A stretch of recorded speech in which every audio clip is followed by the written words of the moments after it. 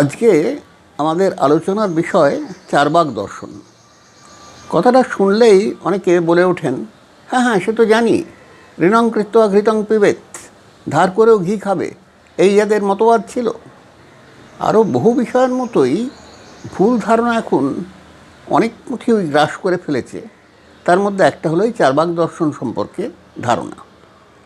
একদল মনে করেন, এবং একদল মানে প্রায় বৃহত্তম সংখ্যক দর্শনবেত্তা বলে যাদের পরিচয়, এবং যারা ছাত্রদের পাঠ্য বই লেখেন, এখানে সেখানে দর্শন নিয়ে বক্তৃতা দেন, তারা চারবাক দর্শনকে উপস্থিত করেন এমন একটা মতবাদ হিসেবে যেটি ছিল একেবারে আদিম ধরনের ইহসুখবাদী। ইন্দ্রিয় সুখ ছাড়া আর কিছু তারা বুঝত না।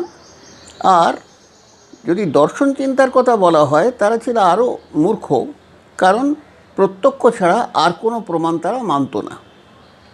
এই দুটি ভুল ধারণা আগে মন থেকে না মুছলে চারবাক দর্শনের প্রকৃত পরিচয় কিছুই জানা যাবে না।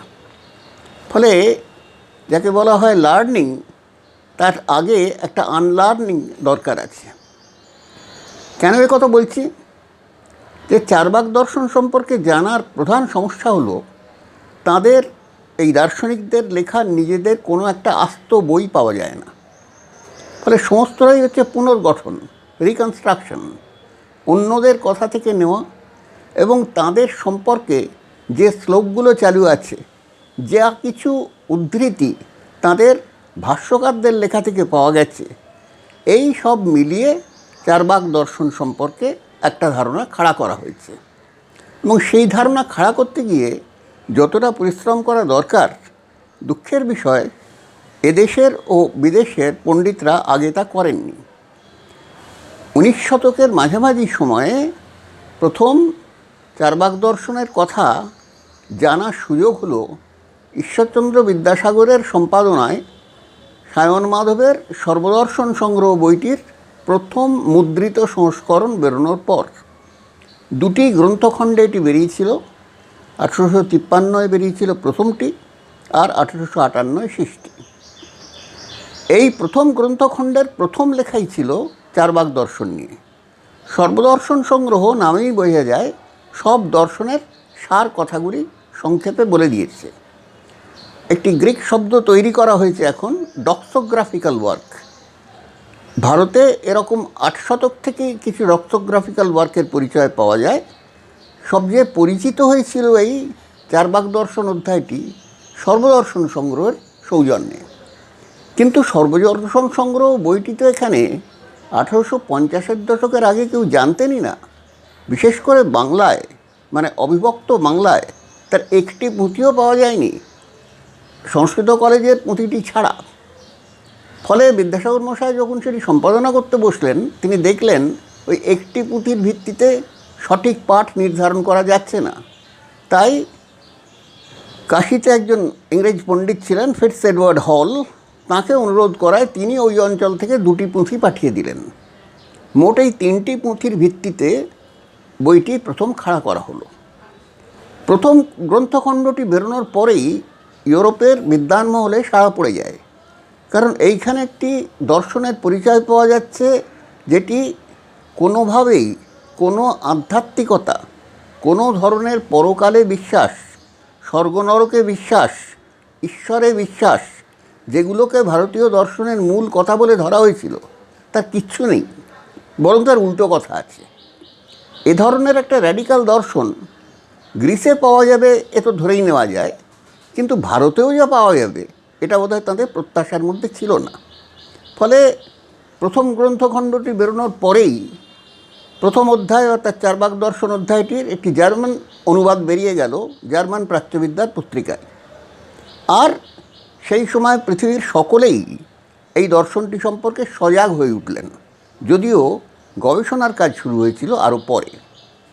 তার একটা কারণ বোধহয় এই যে পণ্ডিত মহলেও বস্তুবাদী দর্শনের অনুগামী খুব বেশি লোক ছিলেন না, অন্তত তখন তো ছিলেন না বটেই, এখনও নেই।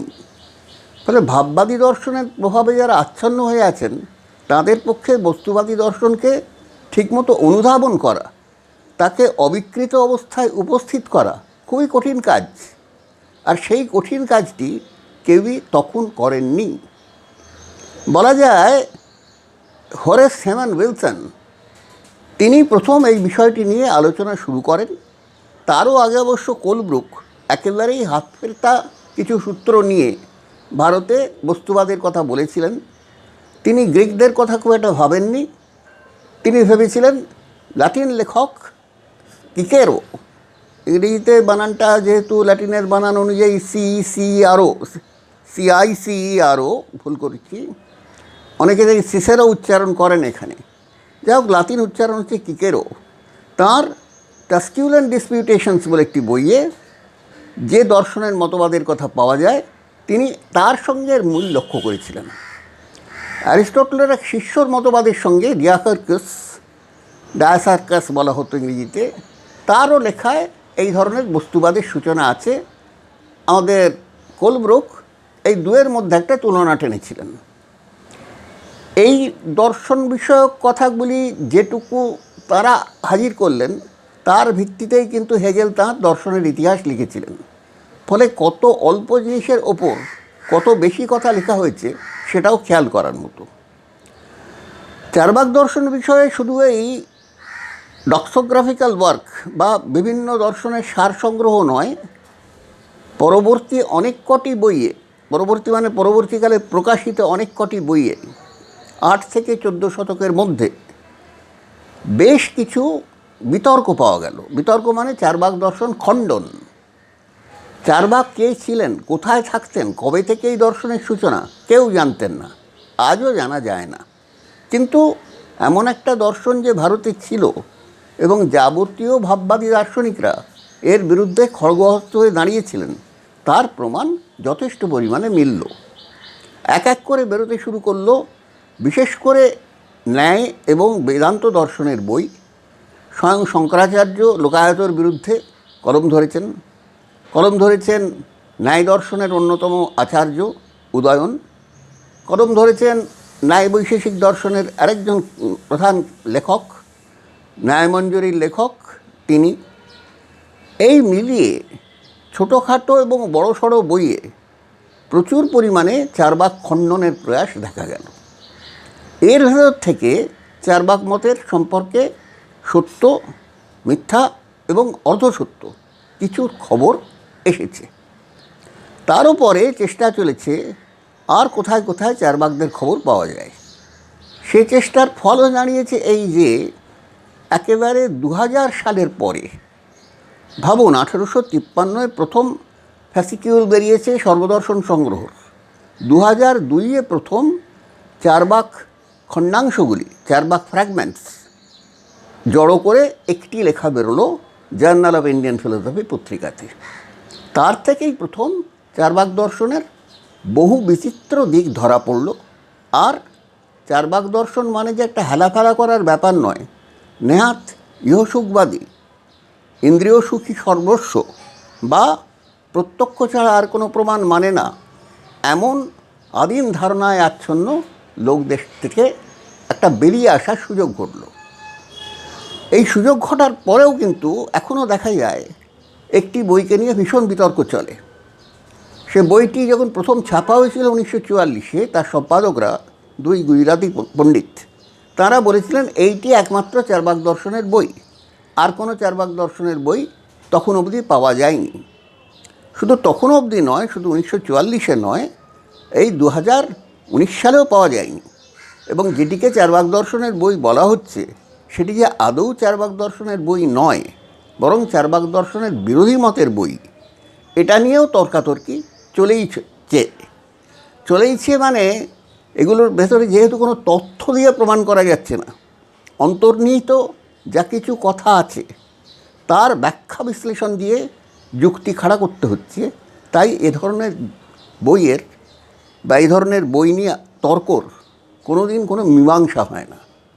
মানে একদিকে একদল পণ্ডিত এখনও এই বইটিকে মনে করেন চারবাক দর্শনের মূল গ্রন্থ, আর উল্টো দিকে ভাল্টার রুবেন, কৃষ্ণকুমার দীক্ষিত, দেবপ্রসাদ চট্টোপাধ্যায় প্রমুখ সমান যুক্তিতর্ক সহকারে প্রমাণ করতে চেয়েছেন যে এটি আদৌ চার্বাক দর্শনের বই নয়, বরং চার্বাকের প্রতিপক্ষর মতই এর ভেতর দিয়ে প্রতিফলিত হয়েছে।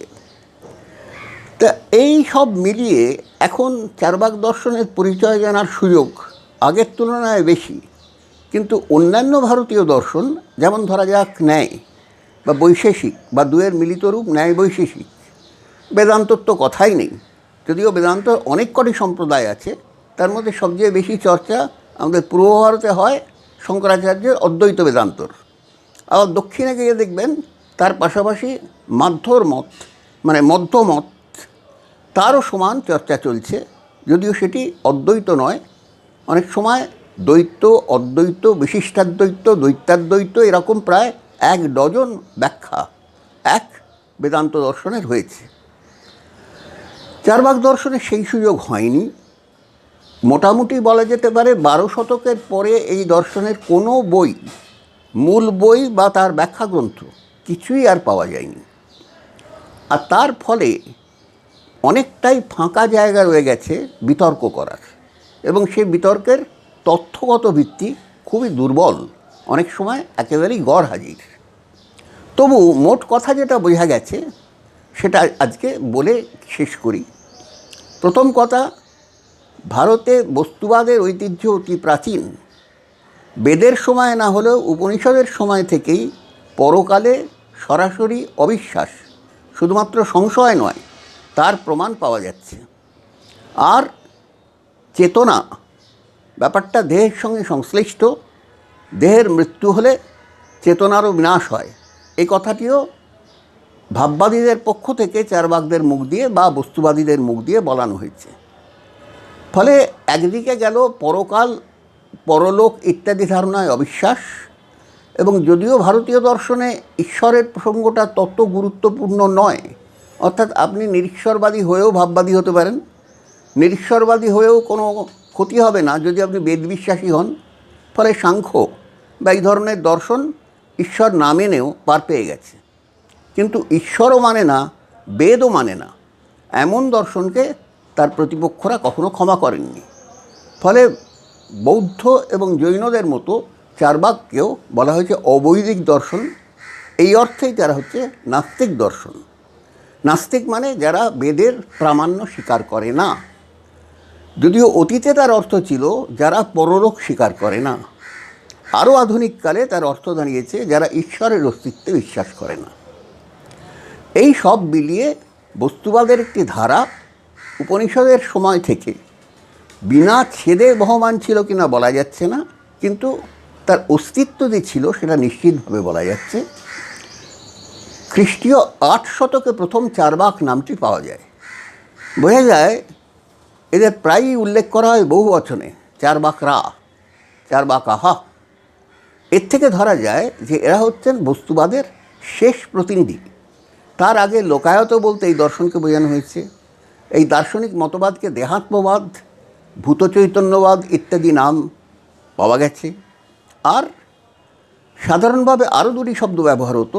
একটা হচ্ছে বার্হস্পত্য, অর্থাৎ বৃহস্পতির অনুসারী। কোন বৃহস্পতি, কেন বৃহস্পতির অনুসারী, তার গল্প পুরাণে আছে, সেগুলো আমরা পরে বলবো।